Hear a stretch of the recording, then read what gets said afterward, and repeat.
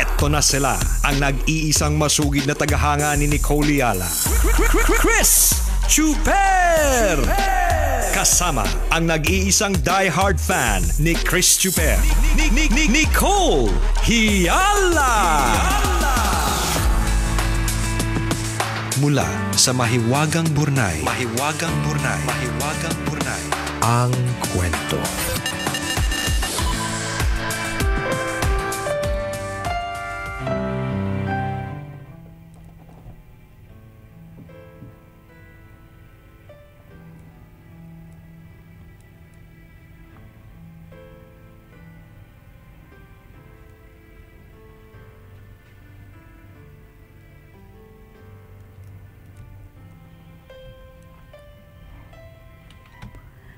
Dear Nicole and Chris, itago nyo na lang ako sa pangalang Trisha, isa sa mga die-hard ninyong tambalanista. Mga bagets pa kayo, nakatutok na ako sa tambalan. Ngayong may mga asawa na kayo, loyal listener nyo pa din ako. Sumulat ako para humingi ng opinyon ninyo. Matagal ko nang kasintahan si Albert. Nag-aaral pa lang, kami na. Soulmate ko si Albert. Siya yung pangarap kong makasama habang buhay. Kaya naman araw-araw, nagpapasalamat ako at pinagtagpo ang landas namin. Hindi ko na ma-imagine ang buhay nang hindi siya ang kasama ko. Hindi naman perpekto ang relasyon namin. Nagkakatampuhan din. Pero kahit gaano kami kapikon sa isa't isa, naayos din. Ganon yata kapag nagmamahal. Hindi sumusuko, laging handang magpakumbaba. Sales rep si Albert at sanay ako sa klase ng trabahong meron siya. Madalas siyang lumabas kasama ng mga kliyente, kung hindi kumakain, umiinom. Normal yon sa akin. Pero kamakailan lang, may nangyari na hanggang ngayon, hindi ko matanggap. Lumabas kasi si Albert kasama ng mga kliyente. This time around, hindi lang sila basta kumain o uminom. Tumikim siya ng bayarang babae. Kailangan daw niyang makisama. Wala lang naman daw yun. Parte daw ng trabaho niya yon. Pwede naman daw na hindi niya sinabi sa akin, hindi ko naman malalaman. Pero pinili daw niyang sabihin dahil gusto daw niyang maging tapat sa akin. Ayaw daw niya nang may tinatago. Tambalan ng sakit-sakit. Hanggang ngayon hindi ko matanggap. Hihiwalayan ko na ba? Natatakot ako na kung ipipilit ko pa, lagi lang pagsisimula ng away sa tuwing naaalala ko. Ano po ang gagawin ko? Salamat sa inyong payo. Ang inyong tambalanista, Trisha.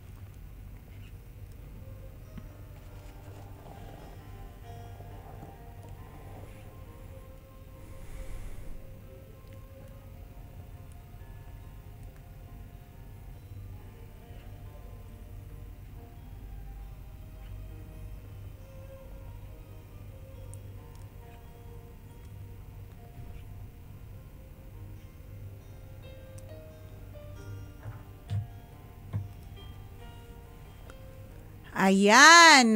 Alam mo, partner, sa palagi ko sa paraan ng pananalita ni Trisha dun sa bandang dulo ng kwento ng Mahiwagang Burnay, alam niya na yung gagawin niya.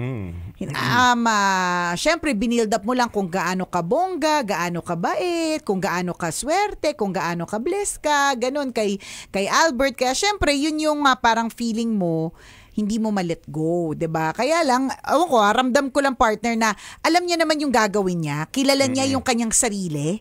Alam niya yung kilala ni Trisha yung sarili niya na pag pinagpatuloy ko to, sigurado magpagsisimulan lang ng away. Hindi ko matanggap. 'Di ba? Yun naman yung mga words mo eh. Kailangan lang may mga magsabi sa iyo na tama yung desisyon mo. 'Di ba? Yun. So kung magbabase lang din ako sa parang naging topic natin to kahapon, 'di ba? Kung magbabase lang din ako sa yung ganyang klase ng cheating, tapos dun sa how you are reacting right now, 'di ba, na parang hindi mo talaga carry, ganon. Ako, ang sasabihin ko talaga, hindi lang si Albert ang nag-iisang lalaki sa mundo. Yun lang. 'Di ba? Ngayon na again, kahit ano namang sabihin ko o sabihin ni partner, 'di ba? Nasa sayo pa rin kasi ikaw naman din talaga ay nakakaalam ng buong pagkatao ni Albert, Yes. 'di ba? Parang Lahat ng detalye. Oo, lahat ng detalye mapapatawad ba? Pero yung naiinis lang ako dun sa part na para lang mabawasan yung kasalanan. Buti nga sinabi ko may ganon. Naiinis ako dun sa part na yun. Medyo inis talaga ako sa mga cheaters Kaya parang hindi ako yung tamang kausapin tungkol dito kasi again, ano na ako kagad parang it's a no for me. 'Di ba? Wala nang forgive, ganon. For me it's a no for me. Pero again, may mga iba na kayang magtiis, kayang magpatawad at kalimutan ng lahat, 'di ba? Totoo yun. Depende sa tao, depende sa sitwasyon. It's really up to you, Trish. Correct. Ulitin lang natin, ikaw yung nakakaalam ng buong Correct. sitwasyon. Ano ba yung mas matimbang sa'yo? Yung nagawang kasalanan o yung kabutihang nagawa ng tao? Na madami naman. Kung ngayon, Oo. kung gusto mo pa ng karagdagang detalye, pakinggan ang episode kahapon. Yan. Para hindi na namin uulitin yung kasi sinabi namin ulit kahapon. lang Almost the same case sa kasi. True, oo, correct. Oo. So halos parehas lang. So refer to yesterday's Mahiwagang Burnay segment. Para hindi na kami napapagod. Oo, Hindi naman yun Para iba na lang yung pag-usapan natin today. Hindi, pero hindi madali yan, Trish, ha? Hindi naman talaga madaling tanggapin. Pero gusto ko lang malaman, no, na, to confirm again, sila ba? Sila. Oo, together. Okay, so Jowa. sila. Soulmates kayo. Oo, yun yung sabi niya, soulmates, ganyan. Every day she's so, ano yung sabi niya? Every day she's so blessed. Yung matagal ko ng kasintahan si Albert. Okay, so nag-aaral pa lang sila na. Kaya, syempre siguro, partner, yung hindi ganun kadali yung pagle-let go kasi 'di ba, partner, yung sinabi mo nga, 'di ba, alin ba yung mas matimbang? Yung isang kasalanan beses na nagkamali o yung maraming taon together na pinatunayan niyang mahal ka niya, 'di ba? Mga ganun. Kaya kahit na parang naaaning-aning siya, feeling niya magsisimula ng away, nagtatanong pa rin siya. 'Di ba? Kasi nga in her heart parang gusto pa rin patawarin, 'di ba? May ganun, 'di ba? What if so depende talaga tumitingin tayo sa napakaraming anggulo. What if kunyari tingnan ko lang din yung opinion mo. Magjowa tayo. Tapos lumabas kami nung magkaka-opisina. Kagaya nung ginawa natin ng team building sa Los Baños. Sa Los Baños kasi po talaga may naganap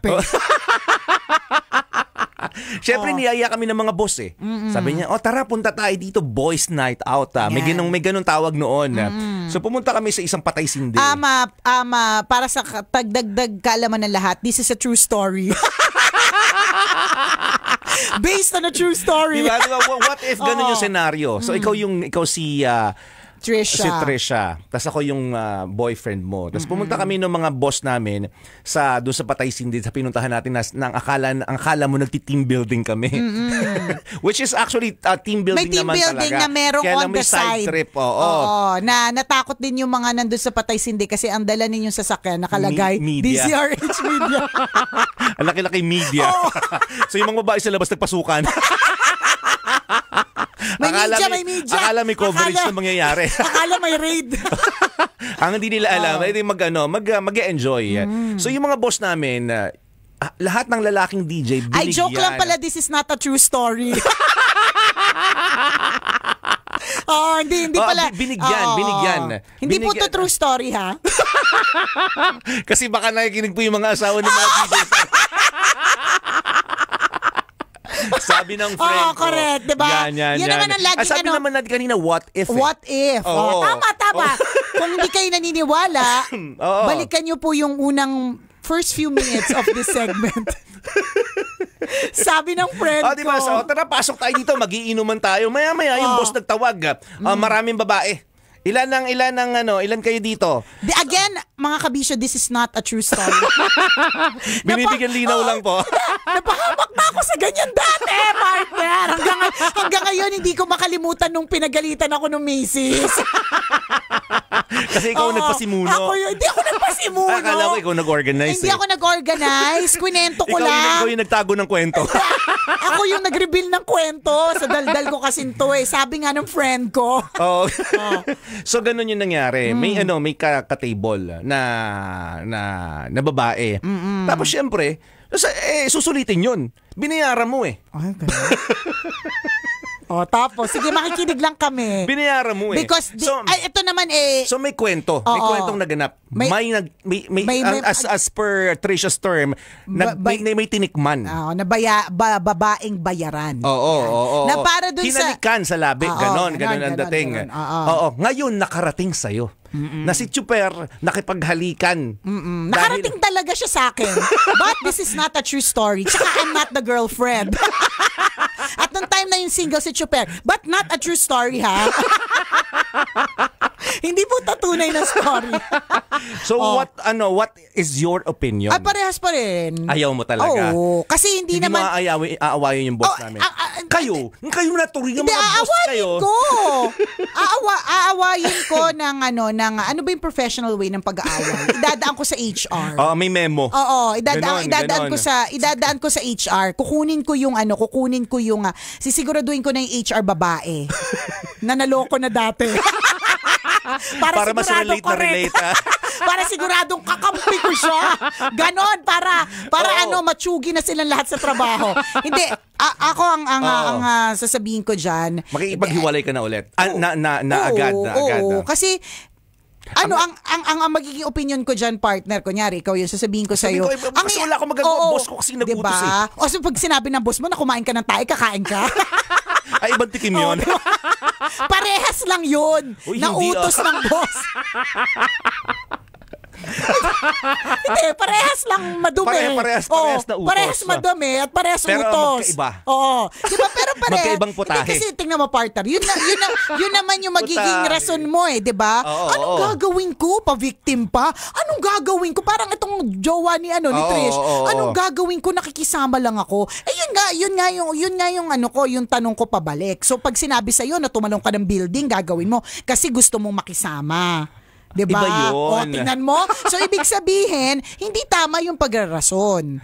Diba? So, na sinabi. At saka maiisip ko dito, ay di ang hina mo nila lang. Basta sinabi sa'yo, ano ka, 43 ka na? May peer pressure pa rin? 16? Parang medyo gets ko kung medyo 16 years old na hindi pa nag-develop yung brain. Diba? So, ang decision mo dito, ay, no pa din. Hiwalay na. Oo. Again, that's it. That's me, ha? Oo. Kasi nga, iba ng perspective. Kasi yung iba naman, pwedeng ang perspective nila doon is, sa bagay, kung ako din yun nandun, baka ganun din yung gawin ko, di ba? Parang ganun. Di ba? Kasi ako, partner, hindi ko kasi yun gagawin kahit magkapilitan. 'Di ba? Kahit na sabihin na lang, 5 minutes, walang mali siya. Kahit nakainom na ako, alam ko pa rin hindi dapat. Mabuti kung gano'n. Kaya hindi ko siya gagawin, 'di ba? So dapat hindi rin gawin ng partner. So iba-iba ng perspective. What if ano na naman true story na naman ba to? Christmas party naman.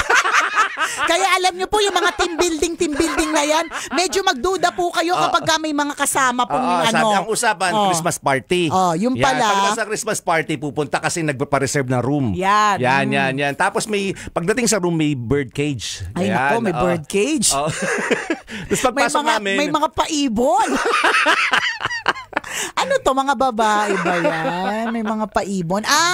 May kalapating mababa ang lipad pala. May paibon talaga. Tapos may mga naganap ulit. May mga kwentong nangyari. Alam mo, it happened before your relationship. Before the relationship, carry lang. Hindi ako. Kasi ako magbabase ako din sa do unto others what you want others to do. So it's okay if it happened before the relationship. If you're single, hindi ko sinasabing hindi ko sinasabi na tama yung magtikim ng mga bayaran or whatever. Hindi that's not the point. Ang point is yung walang panluloko na ganap kung in the first place hindi ka naman taken. Oo. Yun lang naman. Ano pang true story ang what if mo? What if? O ano? Bakit bakit maraming senaryo? Sana po wala nakikinig ng mga asawa yung mga DJs dito. No? Ay, walang ganun. Hindi naman po kasi nangyari to. Sabi nga natin, what if sabi lang ng friend ko. Oo, what if? Hindi, walang ganun what clean, if? Baka hindi na payagan yung mga DJ dito. Clean fun lang po kami lagi. What if stag party? Stag party. Yan. Tapos, syempre, ayoko niyan kayo, Oo. diba? Marami na naghiwalay niyan, hindi natuloy yung kasal dahil nasa nangyari tapos, syempre, sa stag. nagkahawakan, sinayawan, diba? Inupuan. Yan. Mga ganun. Tapos, nakarating sa'yo. Yan. Anong magiging decision mo? Nakarating, inupuan. Nicole, inupuan. May damit wala. Tinutukan. May damit wala. May ano yun may... ano magiging decision mo? Teka, depende sa kung anong ginawa ko rin nung bridal shower namin. Kung nagpatutok din ako. That's another scenario. That's the next scenario actually. The fourth case. The fourth scenario. Stag party muna. Namamaya yung bridal shower. Kung makikipag-iwalay. Oo. Nalaman mong ganun yung kwento, hinalikan. Kasi ang sabi ng mga groomsmen, sabi niya, kailangan, last na to. Kasi kapag kinasal ka na, hindi na mangyayari to. Doon ka na, sa solo ka na doon sa babae mo. Ganon. What if nakarating sa'yo? Yan. Yung taong pakakasalan mo next week nakipaghalikan doon sa kinuha nilang babae. Stag party. Nasasabihin wala lang naman. Kasi stag party. Hindi pa rin. No pa rin. No pa rin. Tigil ang kasal. Yan. Postpone ang kasal. Kung ako yung nagbayad ng kasal, wait. Tsaka kung alam ko yung mga ninong at ninang medyo yayamanin, wait lang kasi marami kikitain pagkatapos medyo sayang din. So, depende sa sitwasyon. Yes, yun na sinasabi natin, Tricia. Iba't iba kasi talaga yan. Iba. So, ikaw yung nakakaalam ng buong detalye. Ikaw yung nakakakilala doon sa kalooban, katangian ng boyfriend mo. Yeah. So, doon magbabase kung hanggang saan mo kayang i-let go yung tao or doon ka din magbabase hanggang saan mo pwedeng patawarin yung tao. Mag-vary. It's your At decision. saka depende sa values mo. Yes. Diba? I-ano natin to, partner. I-podcast natin itong ano. Doon na ba i-reveal kung sino-sino mga involved? Sa podcast na ito, i-reveal kung sinong mga empleyado ang involved. Charot! At kung sino yung boss na may pakana ng lahat ng to. Charot, diba? Anong sasakyan dali namin? Pati plate number, i-reveal namin. Buti na lang yung coaching yun, nabenta na. Charot. I-podcast natin to. Kailangan pa bang i-memorize yan? Basic. Pero again, Trisha, it's really up to you. Depends on your values, depends on the situation, depends on the level of love that you have. This portion was brought to you by ACS Manufacturing. Sinabi ko yung podcast na ba? Podcast na ha? Meron kasi talagang depende sa values Yung sinabi mo tungkol sa stag party tsaka bridal shower, meron mga iba na they